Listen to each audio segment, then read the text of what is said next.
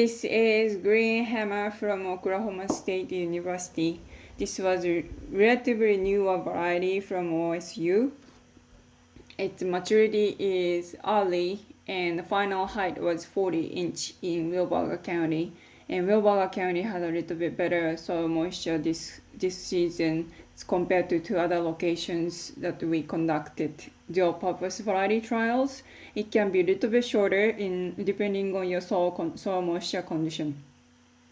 We were not able to take any leaf rust rating this season due to low disease pressure, but the stripe rust rating we took on April 22nd was 0 out of 5. So it has a good resistance to stripe rust.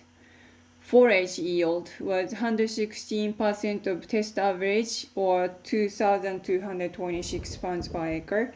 Grain yield after multiple forage clipping was 96% of test average, was 38 bushel per acre. This is our second season that the Green Hammer was performing really well as a dual-purpose variety. Therefore, we kept this variety as our watch list for 2020-2021 season.